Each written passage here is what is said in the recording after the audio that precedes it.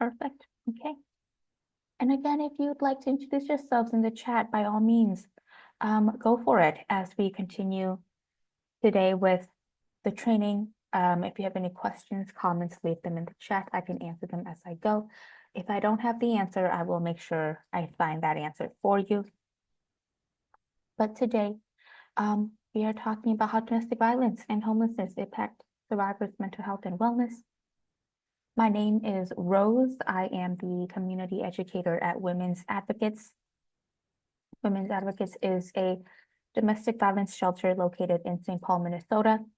And we offer just all sorts of help for victim survivors of domestic violence, from housing to educational trainings and presentations, exactly what we are doing right now, to housing stability, everything of this sort. And we are continuously expanding. So if there is anything that you may need from us, feel free to reach out to us. If you know anybody who may need our services, feel free to let them know about it. But with that, I am going to get us started. Just a brief overview of what today's training is going to look like. So it'll be 90 minutes. We have 3 parts. Part 1 is how domestic violence is really a singular issue. We'll talk more about that. Part 2 is looking at the impacts of traumatic experiences, on mental health wellness. And part 3 will kind of go into how to kind of build your toolbox to walk with victim survivors on their healing journey. Feel free to take care of yourself however you may need during this training. Again, questions, comments, leave them in the chat. I'd be happy to answer them as we go. But I'm going to start us off with part 1, domestic violence, and how it's really a singular issue. Before I do that, though, I want to launch a poll for us. Hopefully it's going to work with me. Okay, you should be able to see the poll. And there are 3 questions, so you do have to scroll down on this poll. If you see the poll, can you please take the poll for me? The first question is, what do you think are survivors' top 2 primary needs? And if you scroll down to question number 2, it'll say what percentage of homeless women with children have experienced domestic violence. And then scroll all the way down to question number 3, what percentage of all homeless women report domestic violence as an immediate cause of their homelessness? Again, I'd appreciate it if you all can take the poll for me. I'll leave this up for a minute or so, and then I will share the results.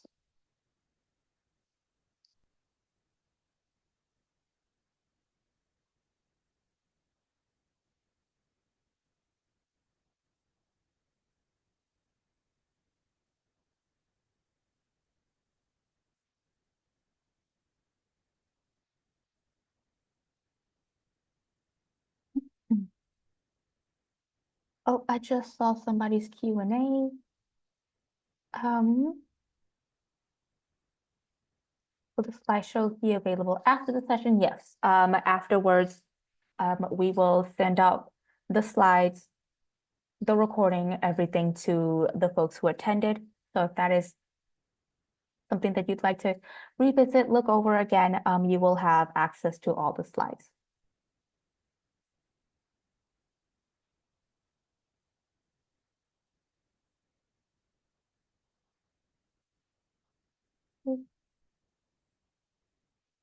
Couple more seconds for folks to take the poll.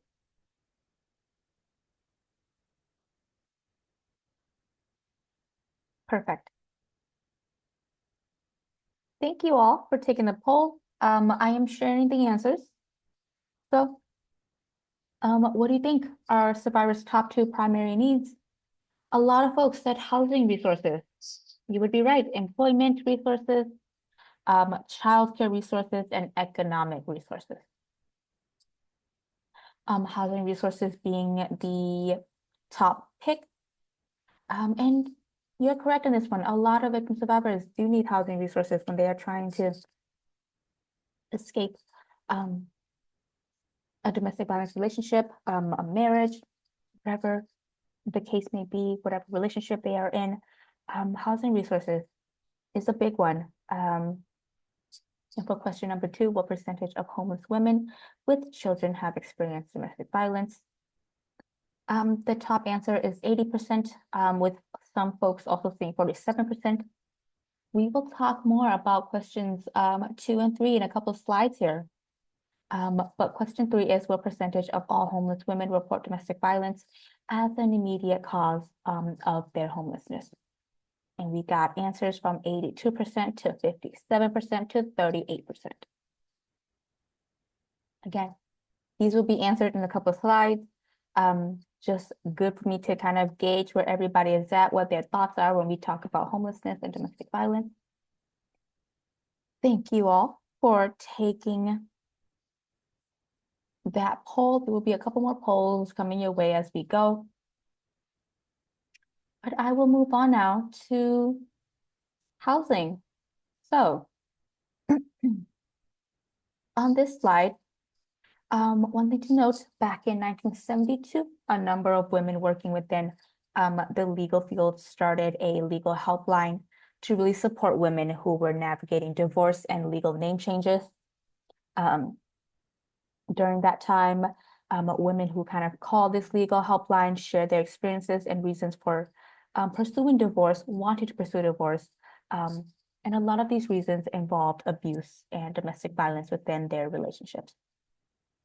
Especially if they had children, their children were also affected by a lot of the abuse that was going on in their homes. And so this work was part of kind of a cultural shift called the battered women's movement. During the time, the names have been changed throughout the years, but at the time, that is what it was called, to really try to help women who were in a very abusive domestic violence relationship.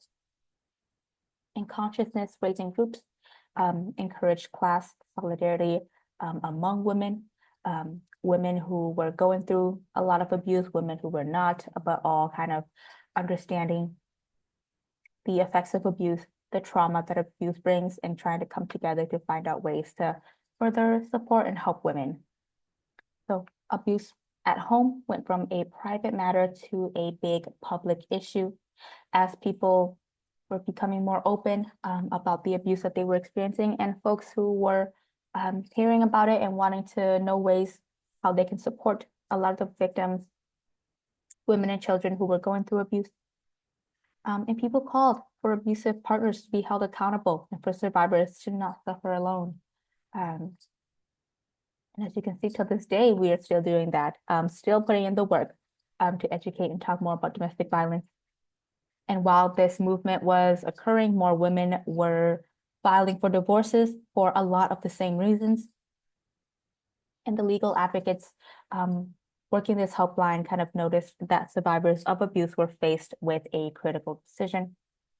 And this goes right into what we are talking about today. So the decisions being, do I and potentially my children continue to experience abuse and violence in their homes, or do these individuals try to escape the violence and the abuse but end up homeless? And two not very great choices, to say the least. But it's either you stay in your home and you still put up with the abuse, you go through the abuse, you tolerate the abuse, whatever may be going on inside your homes, or you take your children and you leave, and now you are faced with homelessness. You don't know where to go, you don't know what to do. And so a lot of the advocates, again, working this helpline, wanted to create a third option for a lot of survivors. And that led to them purchasing a house. And before they even got to that part, they would open up their homes.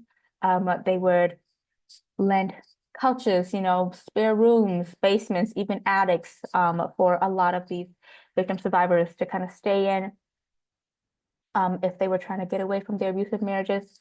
And then finding out very, very shortly on that this was not a sustainable option, not something that can be kept up. And more women were needing help trying to escape their abusive relationships. And so a lot of these folks were like, hey, we got to come together.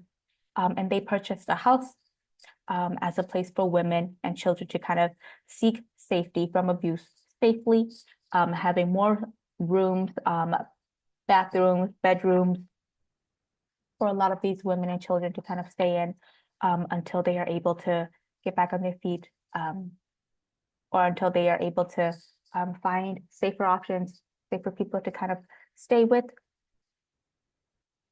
But even today, the two paths that a lot of these women back then were faced with is something that a lot of victim survivors that we work with face with as well. Which is why, again, our shelter exists to house a lot of unhoused victim survivors and children. But a lot of women and victim survivors are still faced with this issue of whether they escape their abusive relationships and end up homeless, or they stay in their homes and kind of have to put up with the abuse, especially if they have children, again, and the children are experiencing the abuse, they are witnessing the abuse, the children will kind of just have to live in that environment as well. And a lot of victim survivors don't want that for good reasons. So we try to do our part as shelters to try and house as many victim survivors as we can, to try and refer them to safety resources, to try and educate, to prevent abuse before it happens. And so with that, on the screen, I have two questions. What stands out to you as you look at the factors associated with each path? And is anything missing? What would it be like to be faced with this choice repeatedly? You can think about that quietly to yourself. If you'd like to leave your thoughts in the chat, by all means, feel free to do so. And as you do that, I'm going to play a video. It's a short 3-minute video. And as I play it, if somebody can just let me know in the chat, either a yes or no if you can hear it. Yes if you can hear it, no if you can't. I'll see. Hopefully it'll work with me here.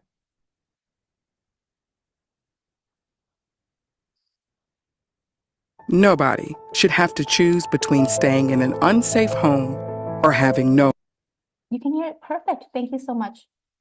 home at all. But too often, that's the choice survivors of domestic violence and sexual assault have to make. Studies show that access to safe, affordable housing is one of survivors' biggest, most urgent concerns. This is why we can't end homelessness without addressing domestic and sexual violence. More than 80% of women with children who are experiencing homelessness have experienced domestic violence. And women are at a heightened risk of sexual assault before, during, and after periods of homelessness. Survivors of violence face real barriers when trying to access housing. Barriers caused by the power and control dynamics of abuse, a need for safety and confidentiality, economic instability, and the effects of trauma. And these barriers are often greater for those who are most marginalized in our society, including families of color, Native Americans, immigrants, LGBTQ people, people with disabilities, and individuals and families living in poverty or who are geographically isolated. So if we are going to end homelessness, we have to understand the connections between domestic violence, sexual violence, and housing instability, and create a framework that responds to the unique challenges and opportunities this intersection creates.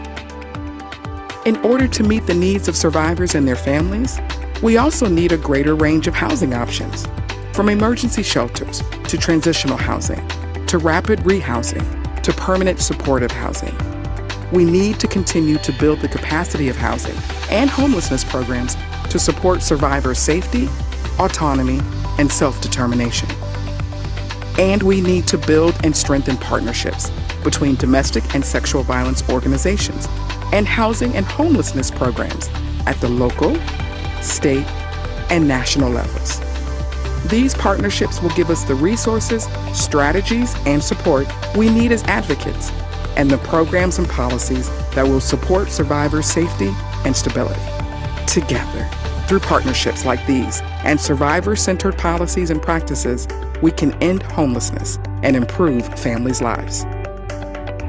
Learn more about survivor-centered housing at safehousingpartnerships.org.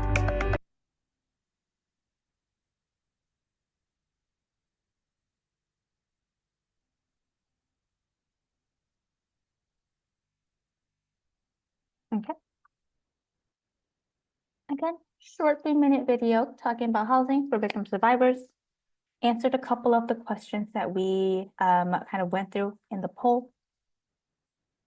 So some key points about intersections of domestic violence and homelessness. Again, heard a little bit about it in the video and answering the questions to the poll that we took earlier. So the first answer to the poll that we took earlier, survivors' primary needs are safe housing and economic resources. The number one answer that we got was safe housing. A couple folks said economic resources as well. You are right if you chose safe housing and economic resources. 80% of homeless women with children have experienced domestic violence.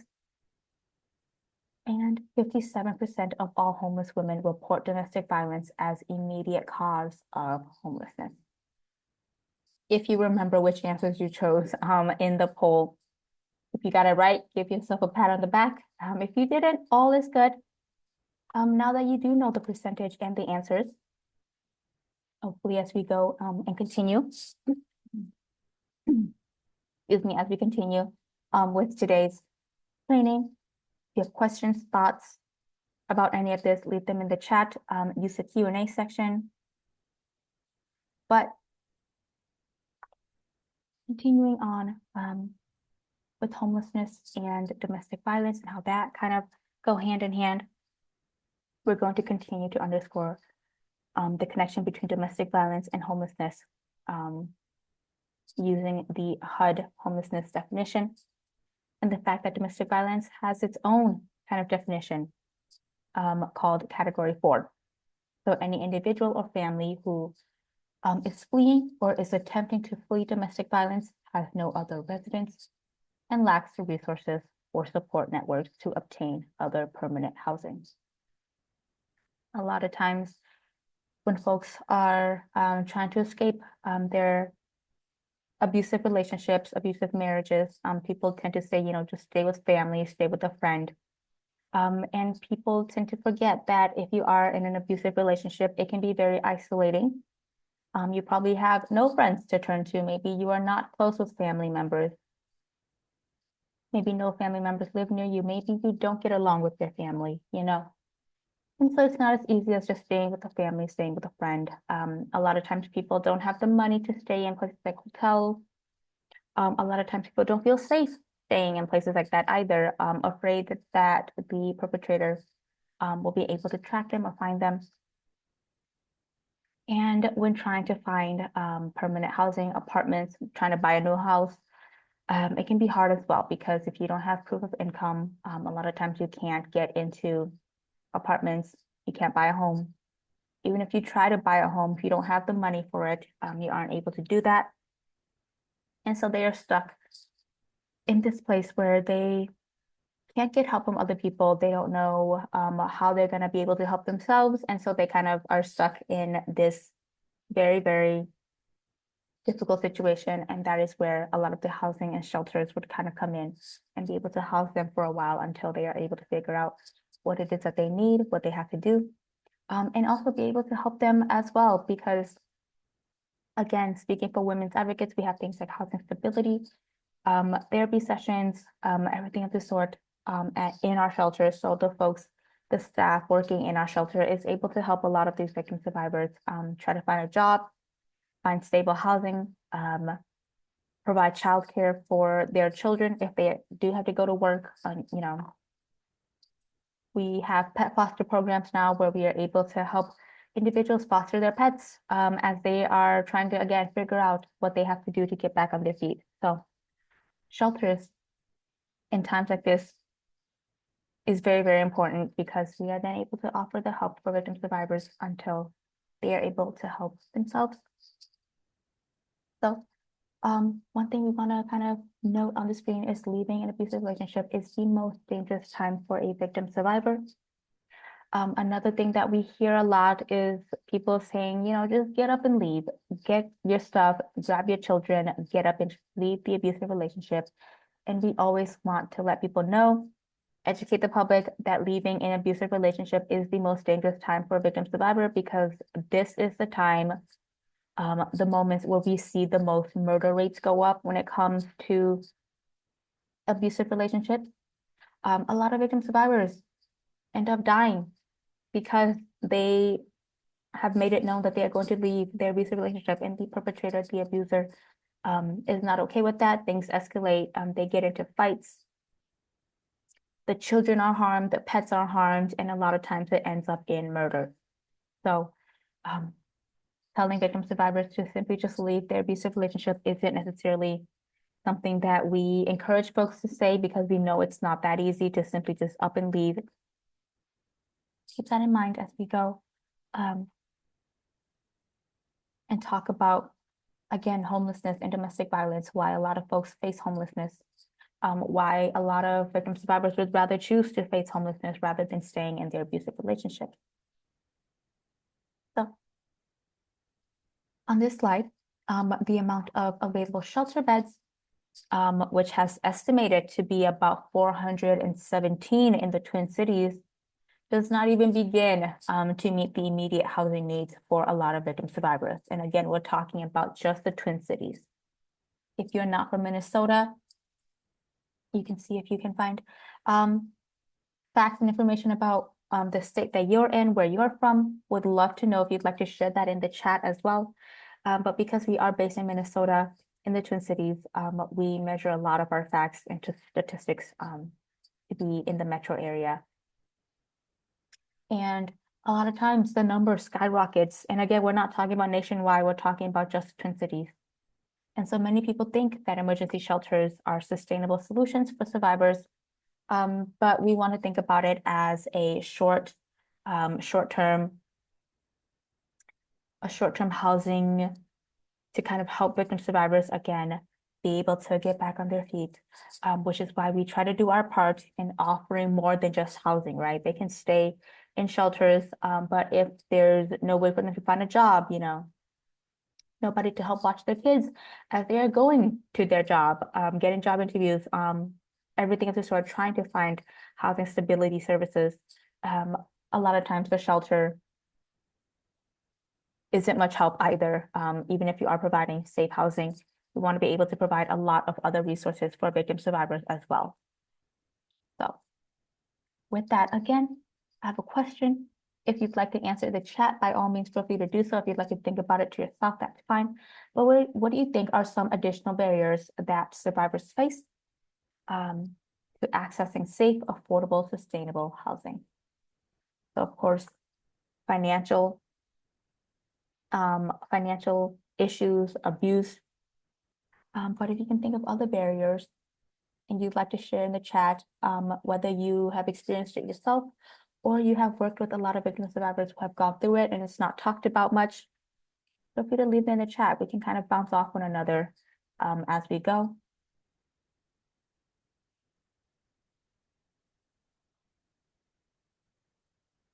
But here, I have just some more barriers to safe housing for a lot of victim survivors. Many of the barriers on the screen are stuff that we have seen a lot of victim survivors in our shelter go through and still go through all the time. So things like insufficient finances, ruined credit cards, massive debts, eviction or poor rental history as a result of the abuser.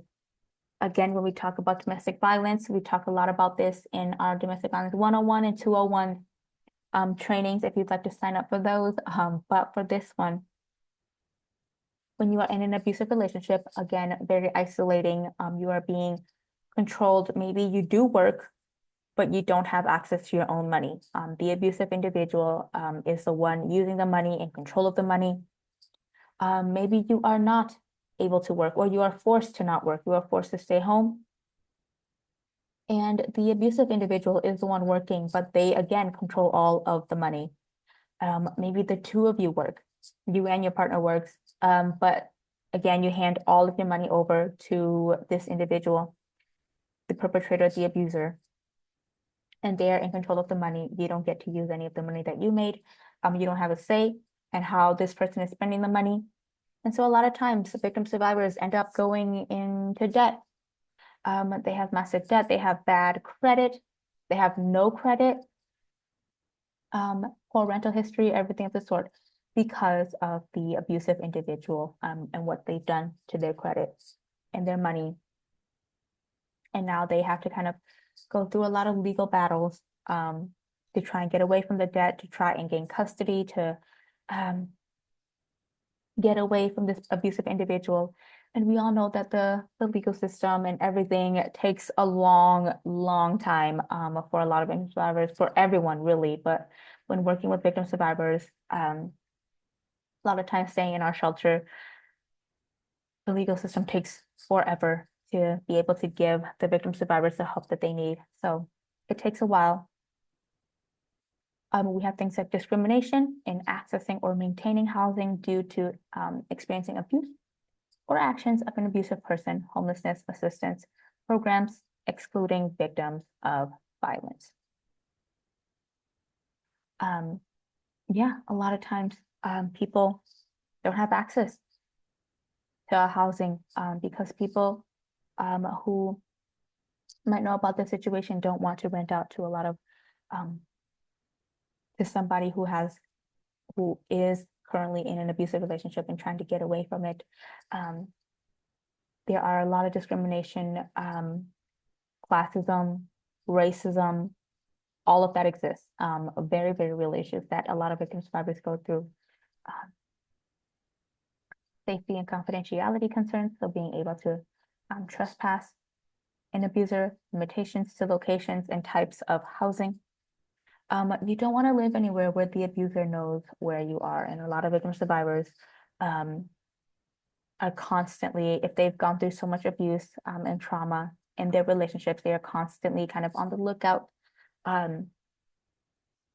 for the abuser because they are afraid that this person might find out where they live and they might show up to their houses. So safety and confidentiality is a big one, which is why as domestic violence shelters, we try to keep our locations as secretive as we can in order to keep a lot of the victim survivors and staff members who are staying in our shelters and working in our shelters safe. And then lack of employment history, unemployed or no advanced degrees, often again as a result of the abuser. So again, trying to find safe housing, right? You need proof of income. No matter where you're living, whether you're buying a house, moving into an apartment, you need proof of income. If you don't have a job, you're unemployed, it's going to be hard to immediately get an apartment or a house. And so you have to find a job first, be able to kind of build your credit in order to showcase that you are a responsible individual, right? And that you have the money, the finance to support yourself, to support your kids, to pay for rent, for the mortgage, whatever the case may be. And a lot of times, a lot of victim survivors don't have that. Because again, going right back into control and abuse and isolation, a lot of times the victim survivors aren't able to work because they are forced to not work, or they do work, but they don't have good credit. Again, they are probably in debt because of the abusive individual, which makes it harder for them then to try and find safe housing, especially if they are going through legal battles to get away from all of the debt that the abuser has caused them. You know, it takes forever, right? So it just takes forever to get housing as well. And so the whole process is very, very frustrating for a lot of victim survivors. And we want to do the best that we can to help them and house them in the meantime as they are going through a lot of these legal battles, trying to build their credit, trying to find a job, you know, trying to take care of their kids. And so the least that we can do is be able to house a lot of victim survivors as they figure out how to do that, as we help them do that. Again, if you can think of more barriers you'd like to leave in the chat that I haven't mentioned, feel free to do so. But on the screen is just a quote that we have I would usually ask somebody to read it out loud, but because everybody is muted, I will read it out loud for us. So living on the streets is physically and emotionally taxing, says Laura Savine, LMSW AP Executive Director at Austin Recovery. Financial hardship or natural disasters or other types of significant loss of home, family, and or community can lead to homelessness. And homelessness will absolutely create its own kind of trauma, thereby leading to deterioration of both physical and mental health. Being homeless is isolating and disenfranchising, serving only to compound what might already be a pre-existing mental illness or substance use disorder. So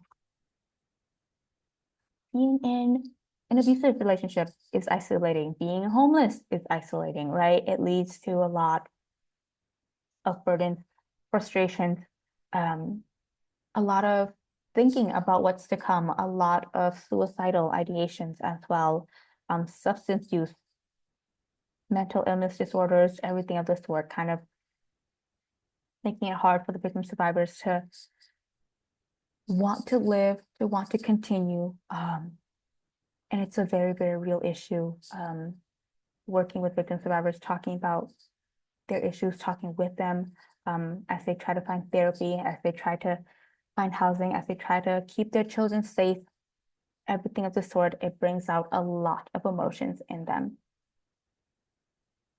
So with that, I'm going to move on to part two. And we're going to talk a little bit more about the mental health wellness aspect of it all. So looking at the impact of traumatic experiences on mental health wellness. And if folks have any questions about part one as we jump into part two, feel free to leave them in the chat for me. So if you've been to a couple of our webinars before, you probably have seen this, but this is called the cycle of abuse. There are debates about how helpful this model can be. One common misconception by people who haven't experienced domestic violence is that domestic violence is an isolated event. You'll hear people like landlords or police officers say things like there's been a domestic violence incident or a domestic violence event, meaning that it happens once. It is a one-time event. But we want to make it known that domestic violence and abuse is a 24/7 pattern and happens repeatedly. It is a cycle. It is not a one-time event. It doesn't mean that the police shows up one time to your apartment or to your house, give you a little pep talk, and everything goes smoothly afterwards, right? Never the case. And a lot of times people will treat it as that. It's a one-time thing where an argument is breaking out between a couple and they just need time to cool off. You know, they can stay with a friend, stay with family members, and they'll come back together and everything will be fine. When we want to make it known that domestic violence is a 24/7 pattern, a lot of people don't know what happens behind closed doors. They don't know what is being said behind closed doors.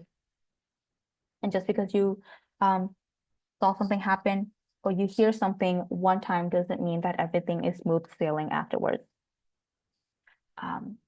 Which is, again, why we do what we do, where we try to educate the public more about domestic violence and the topic and issues at hand.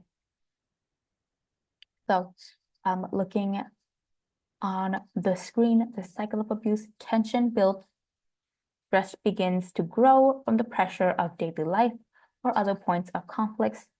The victims may attempt to reduce tension by complying with the abuser. So a lot of times victim survivors would think that it's, you know, quote unquote, easier if they just kind of go along with what the abuser wants to kind of keep the peace, to not get into arguments because they probably, again, go through this cycle of arguing and fighting over and over again. So sometimes, a lot of times actually, for victim survivors, they find it easier to just not say anything at all. But as they do that, they are repressing a lot of the anger, a lot of the issues, and tension starts to kind of just build between the two. We have the abusive incident. This is where a lot of people tend to have thoughts about the cycle of abuse because people call it an abusive incident, something that happens once when we know that's not the case. Verbal, emotional, physical, or sexual abuse occurs. This includes anger, intimidation, threats, and other forms of abuse. And then we have the honeymoon phase. So the abuser apologizes, they show remorse, and often begs for forgiveness. They may shower the victim survivor with love and affection and promise that the abuse will never happen again. And then we enter a state of calm. The relationship enters a period of calm where the abuser stops or slows down the abuse. And the abuser may continue to ask for forgiveness or make positive gestures, but these tend to reduce in sincerity over time. And then we start right back up again where the tension builds between the relationship. And then we have the abuse happening all over again. And so this is why it is a 24/7 pattern that we want to talk about, where it's not just a one-time incident. It is instead a 24/7 pattern where abuse just happens over and over and over again, whether that's physical abuse, mental abuse, emotional abuse, verbal abuse, sexual abuse, financial abuse, all plays into and goes into the umbrella of domestic violence. We now have the cycle of anxiety. So going hand in hand with abuse, a lot of victim survivors who have gone through abuse also go through a lot of severe anxiety. So we have anxiety. An anxiety-producing situation leads to uncomfortable symptoms such as worry, fear, a racing heart, sweating, or a feeling of being overwhelmed. Then that goes right into avoidance. So uncomfortable symptoms are controlled by avoiding the anxiety-producing situation. Examples of avoiding include skipping class to avoid giving a presentation, using drugs or alcohol to numb feelings, or procrastinating on challenging tasks. Then we have the short-term relief from anxiety. So avoidance of the anxiety-producing situations gives an immediate sense of relief. The symptoms of anxiety lessens, but only temporarily. Then we have the long-term anxiety growth, the fear that initially led to avoidance worsens, and the brain learns that the anxiety-producing situation is avoided, the symptoms go away, and as a result, the symptoms of anxiety will be worse the next time, and avoidance is more likely. So going hand in hand, experiencing a lot of abuse all the time, you get anxiety, you start to avoid a lot of certain things in your life, you start to turn to substance abuse for relief, to numb your feelings.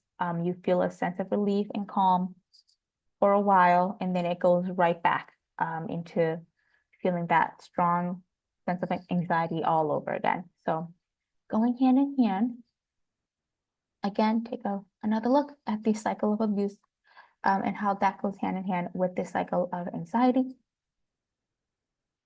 So just taking a moment to zoom out and ground us in the notion that there are more than just the emotional and physical dimensions of health.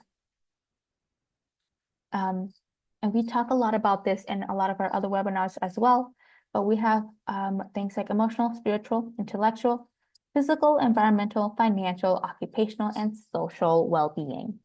And domestic violence impacts the whole person. If somebody is being physically harmed, they are being physically threatened, it impacts everything else that you see on the screen as well. Their spiritual well-being, their intellectual well-being, emotional. If somebody is being emotionally harmed, which is oftentimes overlooked when it comes to the talk of domestic violence, it can also, again, harm a lot of the other aspects that we see on the screen as well. And so they are all tied and connected, and domestic violence impacts the person as a whole. Even if they are going through physical abuse, we want to help them get away from the abuse physically, but also figure out how we can help them emotionally, financially, environmentally, if they were to need them. If somebody's going through a lot of emotional abuse, but they've never been physically harmed, we still want to find out ways how to help them emotionally, physically, financially. Again, everything that you see on the screen And so they're all connected, intertwined. And a lot of times, people tend to focus just on the physical safety, but we want to be able to kind of bring it all together. Like, hey, let's look at the bigger picture. Yes, help them physically, but what else can we do beyond that as well? Okay. Another quote that we have on the screen, it is not the bruises on the body that hurt, it is the wounds of the heart and the scars on the mind. Aisha Mirza. For too long, I couldn't tell my story because I didn't know how to make sense of a reality where the person I loved deliberately hurt me. What happened to me is not about physical violence. It's about how they get you turned all upside down. It's about how emotional abuse warps the weave of our narrative, making you think you deserve what's happening to you. Said by Kelly Unberg. These are just some quotes from victim survivors who have gone through abuse, going hand in hand with homelessness, kind of talking about the impact that it's made on them. So diving a little bit into the emotional part of our dimensions of safety. What exactly is emotional wellness, and why don't abusers want the survivors to have it? And why is it oftentimes so overlooked when we are talking about domestic violence? So, emotional wellness overall is your strength and resilience, your ability to kind of survive and adapt to change in a way that keeps your sense of self intact. If your emotional wellness is degraded and eroded often in small ways over a long period of time, the survivor's ability to adapt can kind of diminish as well, which can make it really challenging to leave the abusive individual. And people whose emotional well-being is being abused may begin to think that they deserve what is happening to them, that they are incapable of moving out of their situation, they are incapable of moving on. And abusive people target their partner's emotional well-being because it's one of the most effective ways to keep the partners under their control. This speaks again to the intentional and strategic nature of abuse. So if having your emotional wellness intact means that you get to make decisions for yourself, you get to think for yourself, you have the right to do all of that by yourself, to yourself, and be able to escape the abusive situation that you are in. If the abuser finds that it is useful to keep you in control by making you feel less, making you feel small, making you fear for your life and thinking that you deserve the abuse, they then have better control over you in the abusive relationship. So in the chat, again, if you'd like to leave it in chat, or if you'd like to think about it to yourself, how have you seen survivors' emotional wellness impacted by abuse? Maybe it's a personal experience. Maybe it's somebody that you've worked with. Maybe it's a friend or a family member, a coworker that you know. But how have their emotional wellness been impacted by abuse if we haven't already mentioned it?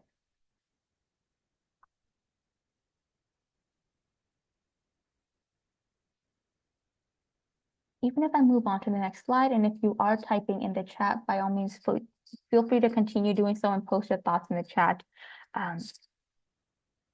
But with this, I'm going to start us off with another poll.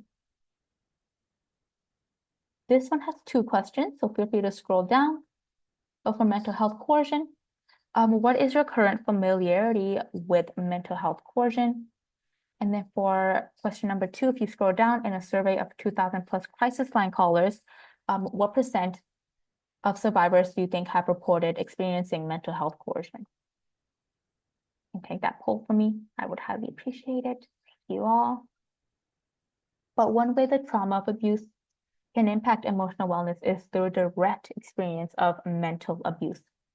So you might be wondering, do people actually experience abuse that targets their mental health? Maybe you've seen it happen, you know, maybe you've experienced it. But of course, the answer is yes. A term you may know associated with that is mental health coercion. Maybe you haven't heard of it before. We're about to learn more about it today. But Throwing some more statistics out there, 89% of hotline callers, victim survivors, had experienced at least one type of mental health coercion in their abusive relationships. Most of the callers who reported any type of report, they kind of talk about going through mental health coercion, what that may look like for them, their experiences with it. For example, many callers who reported that their abusive partners called them quote unquote crazy and did things deliberately to make them feel crazy. Also reported that their partners threatened to undermine their credibility with authorities and discouraged or prevented them from getting help.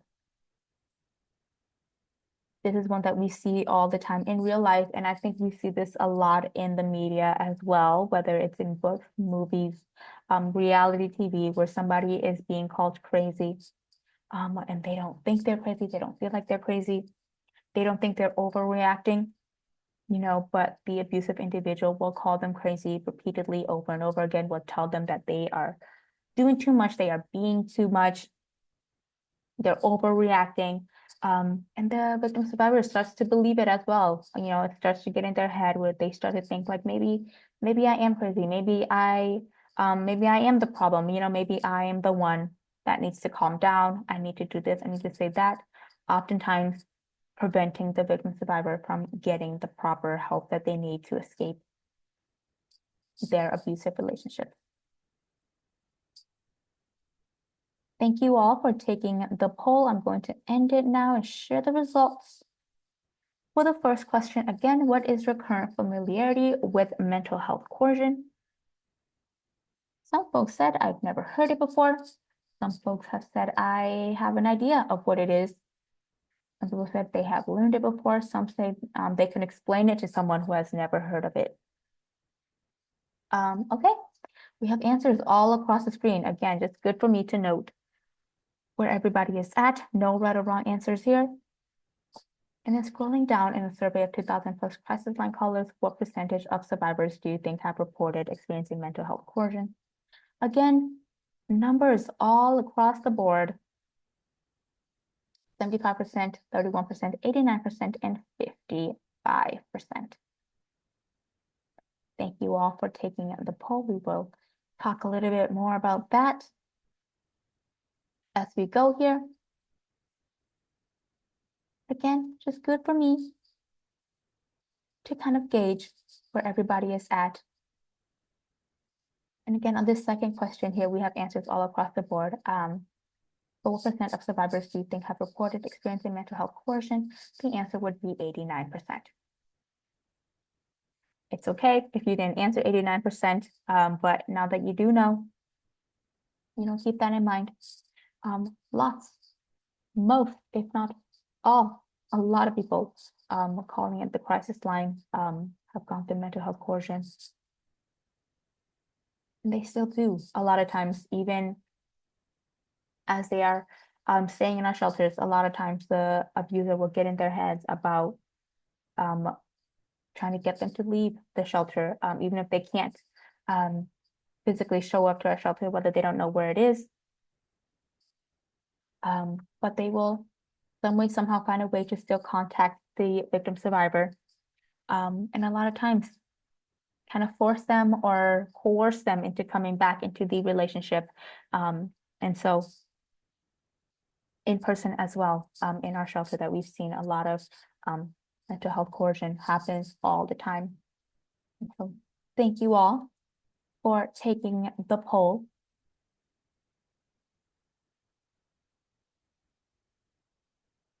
So I want to dive a little bit more now into the emotional regulation system. We can start to kind of understand how survivors are impacted by both domestic violence and housing instability by looking at both experiences effects on survivors' emotional regulation systems. So on the screen are 3 circles, each kind of corresponding with a different type of system. We have the drive system, the soothing system, and the threat system, and they are all intertwined, connected, and they are kind of intended to work together to keep someone emotionally regulated and to keep them safe keeping victim survivors secure, striving, and calm. So when in an abusive relationship, this system gets disrupted by things like threats to somebody's survival, which happens a lot in an abusive relationship. So we have things like the drive system, and the purpose of that is to motivate us towards resources. Feelings may include wanting something, pursuing something, achieving, progressing, and staying focused. We then have the threat system. The purpose of that is to detect threat and to protect us. Oftentimes we tell ourselves, right, better safe than sorry. Don't do something if you have a bad feeling in your gut about it. So feelings of anxiety, anger, disgust. Then we have the soothing system. The purpose is to manage distress and promote bonding. Feelings may include contented, safe, protected, cared for, and trust. And they go hand in hand. Again, the drive system may lead you into the soothing system. The drive system may lead you into the threat system and then into the soothing system. The soothing system leads you into the drive system, into the threat system. So they all go hand in hand. And this is really not just for victim survivors. You can very much relate to this as well, even if you've never been through abuse. But we use this a lot when we are working with victim survivors, when they are trying to get to know themselves. We talk about the drive system, the soothing system, and the threat system, what makes them feel safe. When they have a bad feeling in their gut, they want to be better safe than sorry. What does that feel like? What does that look like? What situations have they been in where they had that feeling? And what's their drive system? What motivates them? What do they want to pursue? What do they want to focus on? And this kind of puts things into perspective for a lot of victim survivors, to give them the hope to keep going, to stay away from the abuse, to get away from the abuse, to keep themselves safe, to keep their children safe, and to better just emotionally regulate their emotions. So,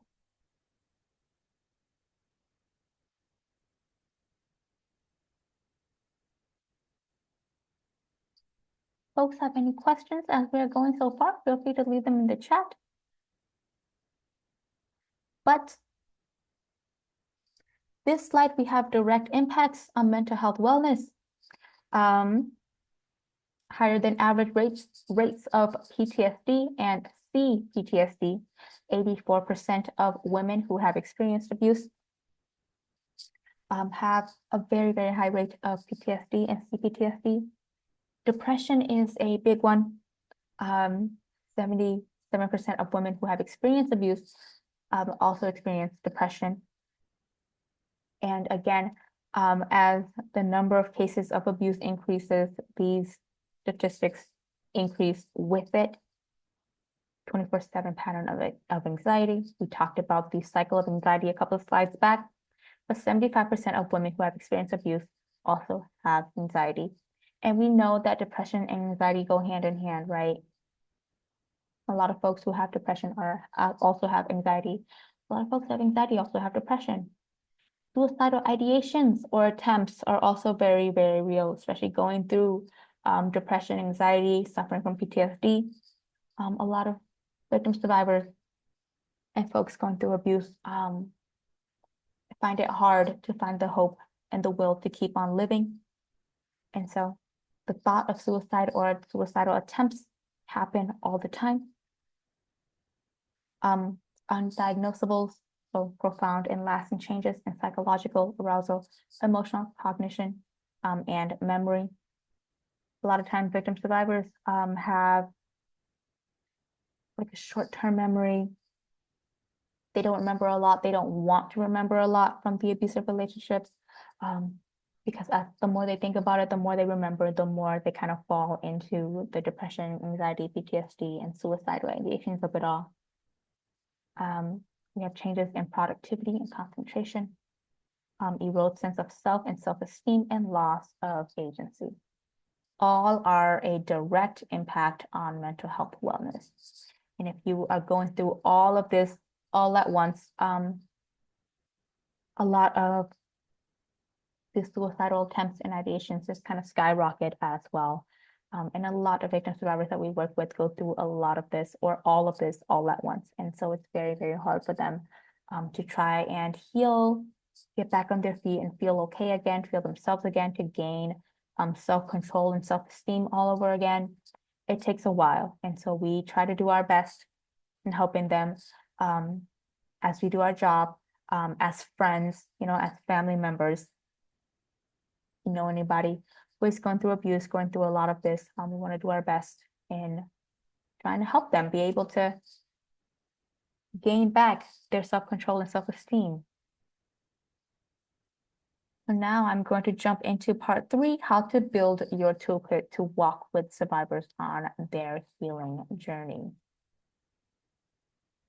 Talked a lot about the mental health aspect of it. So if you do want to help, how do we do that? What does that look like on our part?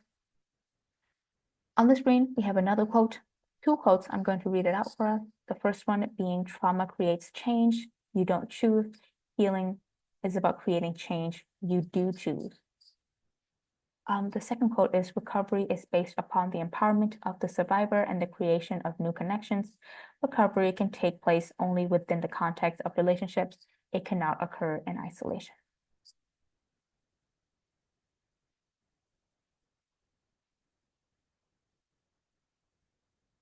So healing happens in relationships. Tips for providers and helpers who work with survivors, whether you work with victim survivors of domestic violence, whether they are your friend, a family member, somebody that you know, a coworker, anybody at all, can kind of use these tactics to kind of help connect with victim survivors when it comes to wanting to be there for them and talk about the abuse. So continuing with the notion that healing happens in relationships, think about how these tips on the screen can kind of be integrated into your work, into your lives. So many of you may have heard of a strengths-based approach. And this is in line with focusing on, quote unquote, what is right with the survivor. What does the survivor want? Having them make their own choices. And we encourage this all the time when working with victim survivors of domestic violence, especially if they've been isolated and controlled for so long in their relationships.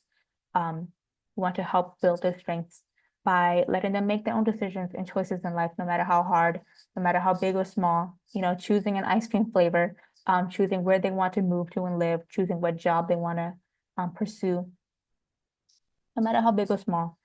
Let them make the decisions in the long term, in the long run. They start to kind of gain back their strength from it. Next, acknowledging the self-esteem deterioration that often happens in an abusive relationship and creating a dynamic that kind of explores, very much validates and centers the survivor's strengths.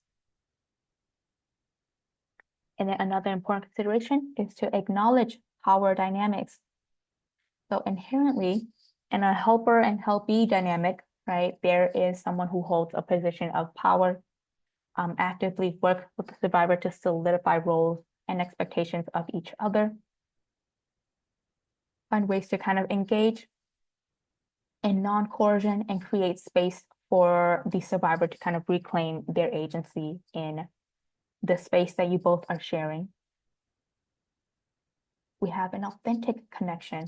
Trying to help somebody with abuse can be tough. And a lot of times people tend to kind of sugarcoat it. They don't really want to talk about the abuse. They don't want to go too deeply into the abuse.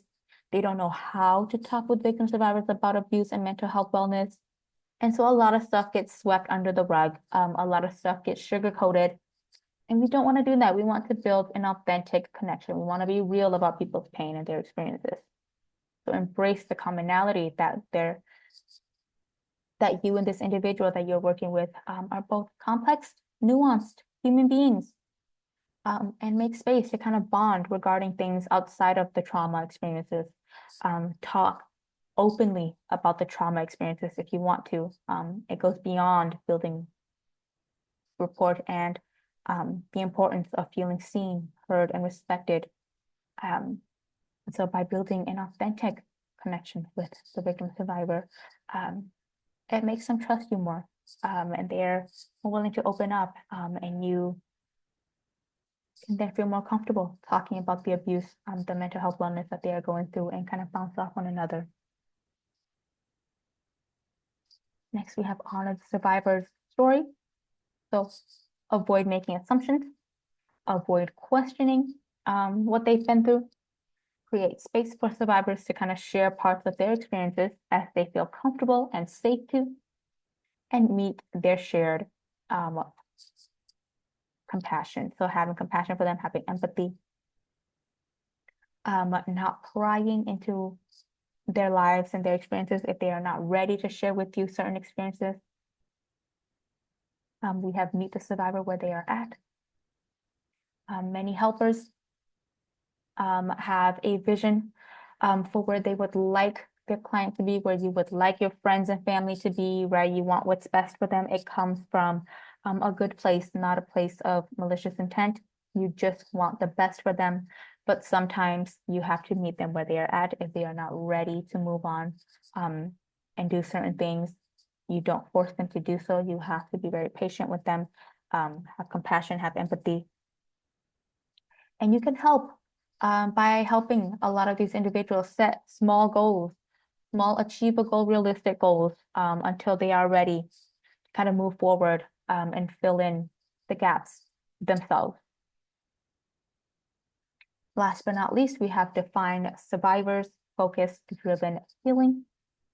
So this means creating a balance between helping a survivor build their tool belt of resources to asking survivors what their needs are and how they wish to fulfill them.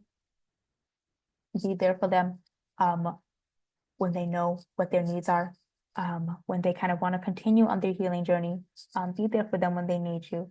Have empathy, again, compassion, and letting them make these choices themselves. When they are ready, they will be ready.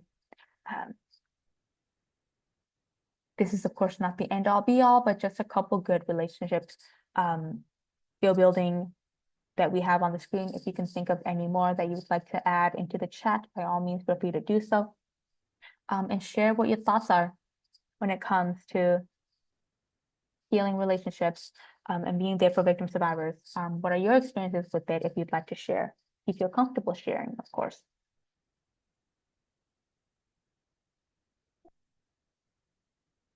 We have tool number one. We're going to jump into a couple now. Tool number one, operationalizing a trauma-informed lens. We are talking about some very serious stuff when it comes to abuse and domestic violence. Of course, we want to go at it from a trauma-informed lens. If you'd like to share in the chat, what is a specific example of how you put these values into action in your work with survivors? Again, even if it's not in your work, it's in your everyday life as a friend or a family member, how would you put that into action as well? Think about it, put it in the chat if you'd like. But we have trust, we have safety, we have collaboration, choice, empowerment, and compassion. This goes hand in hand with what we kind of just talked about on this slide. Building trust with the victim survivor. A lot of times people won't tell you their story if they don't trust you, right? They're not gossiping about it, letting them know that their stories, their experiences are safe with you. You are not there to pry. You are there to listen. You are there to help them.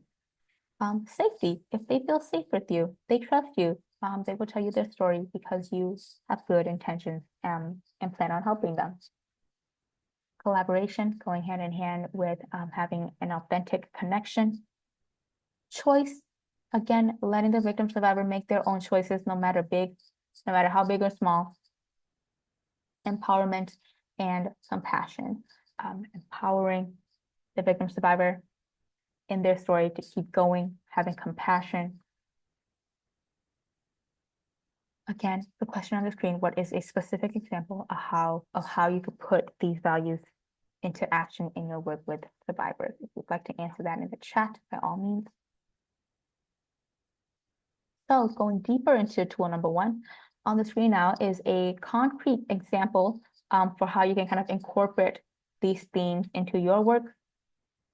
So for example, small acts to show them that I do what I say and I'll do, that I do what I say I'll do, and I hold myself accountable for when I don't.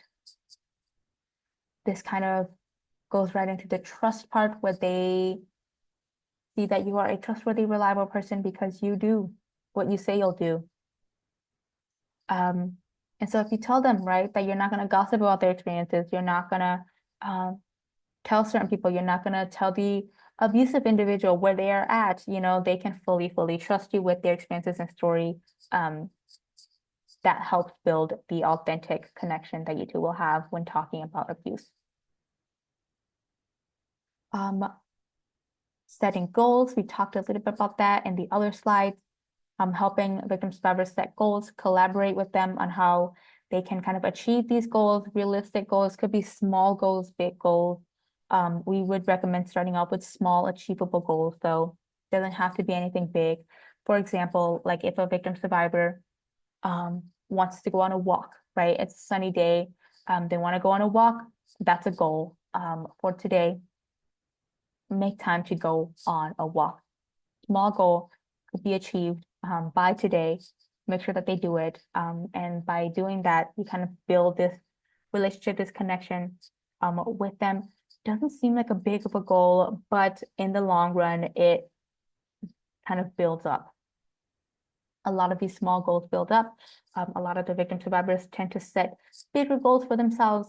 And so we highly encourage folks to kind of set these small goals. Even if you're not a victim survivor of domestic violence, we recommend you just kind of set these goals for yourself as well. It just, in the long run, it goes a long way. So yeah, these slides will be sent out to you if you guys want to look deeper into this slide and how this works, leading into all of the examples that we have. But this kind of just gives you a couple more concrete examples of how to kind of put this into the works. How to talk with victim survivors, gain their trust. We have tool number 2, implement a collaborative approach to assessment. So one component of a trauma-informed approach that we wanted to highlight is collaboration. So specifically, how we can take a collaborative approach to assessment, the relationship between an advocate, a caseworker, or an ally, and a survivor should be a collaborative partnership. So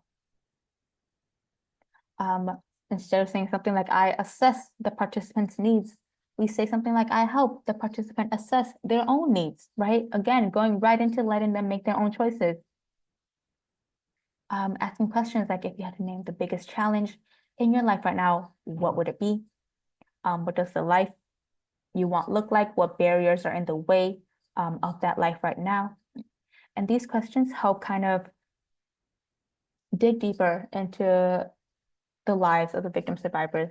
You know a little bit more about them, what their wants and needs are, what they're going through. You're then able to better assess them and their needs and help them assess their own needs as they go. Again, small steps, but in the long run, it becomes much bigger, becomes much more helpful. So implementing a collaborative approach to assessments. And potential needs of survivors in your programs. So these are a lot of needs that we see a lot of victim survivors going through abuse, going through homelessness, kind of see social connections, and community. Therapeutic resources are a big one. Education is also a big one, economic opportunities and resources, job skills. We talked a lot about that at the beginning. Support finding, achieving, maintaining, housing, affordable, safe childcare, and immediate physical safety from the abuse. So as we try to connect that with a lot of the tools that we just talked about, we can help them further kind of meet these needs. So building trust with them, they talk about how they may want a new job, they may want to pursue a certain career, they may want to move out, they want to live in a certain area. And as you get these information and you get to know the victim survivors a little bit more, you are able to help them kind of fulfill all these needs if they were to need it.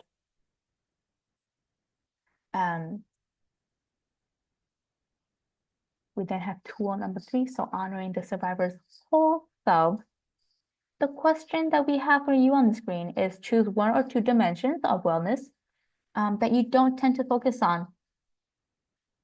What is a strategy that you could implement that would support this dimension of wellness for a survivor? Again, if you feel comfortable, feel free to type that into the chat. If you want to just think about it for a second, feel free to do that as well. But a lot of people tend to not think about all of these dimensions of safety on the screen. People usually always think about either physical, that is the first one, getting the victim survivors, the physical need that they are in immediate need of. So they are being physically harmed in some way and you need to get them away, right? Physically away from this abusive individual. And people kind of end it there. They end the help there. And so we want to be able to do more. We want to be able to help them beyond that as well. So honoring the survivor's whole selves, know that if they go through one type of abuse on the screen, that it impacts the person as a whole. It's not just that one incident. And we don't want to echo that message that it's a one-time incident and that they are fine after this. That is not the case. We understand domestic violence happens 24/7.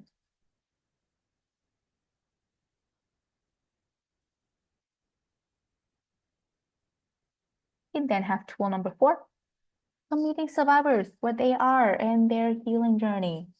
They could be anywhere on the screen. We have a whole list of where a survivor may land. So from renewing to surviving to stabilizing, flowing, freeing, yearning, opening, so on and so forth.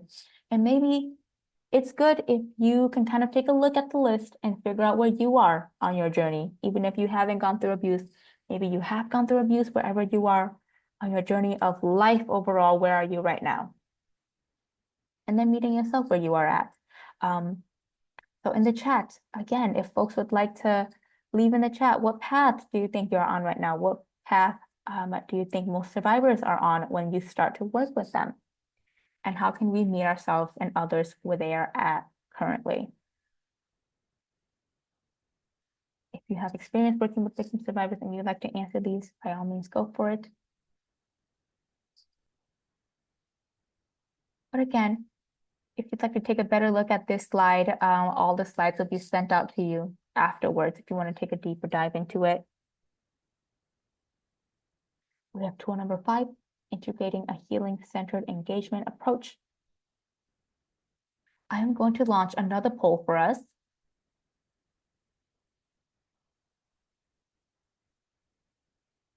Okay, and this one also has 2 questions, so please do scroll down. But which of the healing-centered engagement components do you already do really well? And then the second question is, which of the healing-centered engagement components do you want to continue to improve and focus on? So we have empathy, we have imagination, reflection, calm, contain, and care. Again, all about integrating a healing-centered engagement approach. So having empathy for victim survivors, being vulnerable, open, and honest, will encourage survivors to do the same.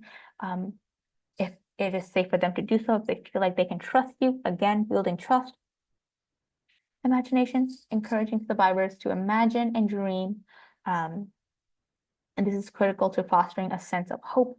Seeing beyond the traumatic event is vital. Because a lot of times victim survivors are stuck in that traumatic event. They are stuck in this cycle of abuse. And so they don't really see beyond that. They don't really get a chance to think about anything else beyond that. Reflection, critical reflection entails examining one's responses to trauma and taking actions to build power and control back into one's life. We have calm, practice calm, centeredness, and gentle breathing, and model it for the survivor you are working with. Contain, only ask for a level of trauma details that is critical to healing, and do not ask for more than is needed. Again, we do not pry into people's experiences, especially when it comes to abuse. Care, practice, compassion for yourself, for survivors, and for others around you. When it comes to contain and care, the more you practice that for yourself, it kind of starts to seep into your work and into the people that you work with, victim survivors that you may know as well. So something to keep in mind. A couple more seconds for folks to take the poll, and then I will share the results.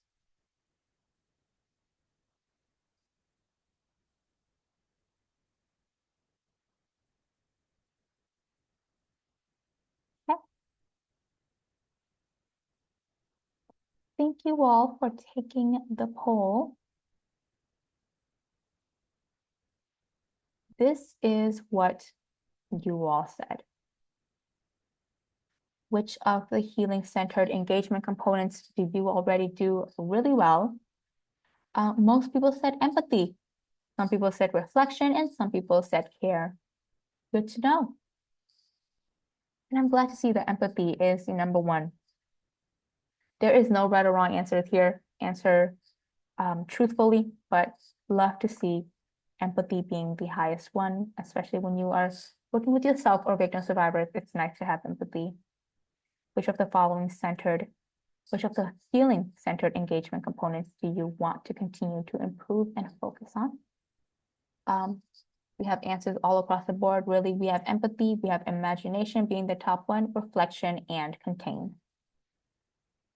Yeah, and hopefully as I was reading through all of them, we are able to get a better grasp of what all of that may look like, sound like, and how we can help victim survivors. Thank you all for taking the poll. That was our last poll for the day, so thank you all for taking that poll. And with that, applying the components of healing-centered engagement in your daily work, what does that look like? Again, empathy, imagination, reflection, calm, contain, and care. If you see the one that you would like to focus more on, with imagination being the top one that I saw. So sometimes people create vision boards to help visualize what they want in their lives. Asking the victim survivors, would they like to make a vision board together, you know? And if they don't, they can simply just talk about it. They can write it down. They can draw it out if they are an artist, if that's what they want to do. But let their imagination run wild. Let them do and say what it is they want, that they see for themselves in the future, and being there for them to support them in that. Another one that we saw where people would like to focus more on is contain. It seems like this particular aspect of your experience really bothers you. Would it be helpful to write out a short, specific trauma narrative for it? Yeah, meeting the survivor where they're at, being able to understand what is going on, what is bothering them, and being able to write out a specific trauma narrative. See if that can help them. If that is not something that helps them, figure out ways where you can help better contain a lot of these emotions with the victim survivors. And with that, let me see. I'm trying to see if I can hold on. Another one that folks said was reflection. Would it be helpful to learn more about your reactions to trauma, and how would you like to respond, and what resources you need moving forward? If you work with victim survivors of domestic violence and you have resources to give, by all means, continue to do so. If you'd like to share your resources in the chat with everybody, highly encourage you to do so. If you work with anybody who may need our help as women's advocates, you now know about us. Feel free to let them know about us. But hopefully that kind of puts things into perspective, helping you understand a lot of the tool number 5, healing-centered engagement approach, a little bit more with these examples. And supporting survivors navigating housing instability on this slide. So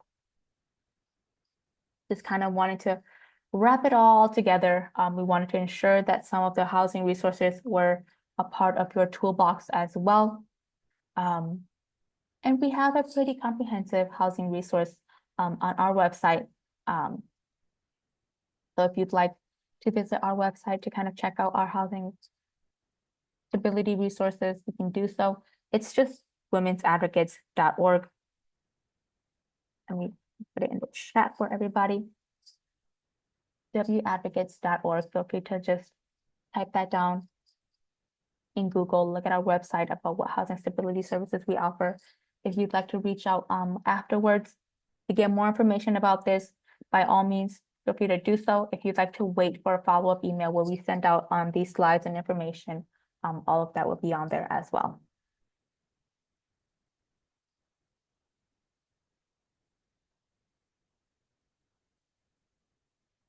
And on the screen here, just quickly, lastly, we want to kind of remind you what you can say to help victim survivors when working with them. These are quotes that we throw on a lot of our webinars to remind folks who are working with victim survivors who may not know what to say immediately off the bat, who might not know how to talk with victim survivors. Again, especially if you don't work in this field, right? You're not used to talking with victim survivors. You are trying to help a friend or a family member. These are just some things that you can say to help them feel better, things you can say to yourself to help yourself feel better if you've gone through abuse. But yes, saying things like it's okay to cry. I wonder if you realize how hard you're working, and when was the last time you slept comfortably, checking in on them, showing that you care for them. It's normal to feel overwhelmed in situations like this. You know, if there are other things that you've said or would like to share with the chat, that you find useful working with victim survivors, feel free to leave that in the chat as well. But this is the last slide I have for us before we kind of close off with today's webinar. So just more resources for us, resources to support victim survivors. It's just a short survey at the end. I'm going to copy and paste it into the chat if you'd like to take our survey. Would highly appreciate it. Not mandatory at all. But we are at the end. Thank you, everybody, for being here and for listening. Hopefully we were able to learn something new. If you have any questions, comments, feel free to leave them in the chat. I would be happy to answer them, but we are at the end of the webinar. So I am going to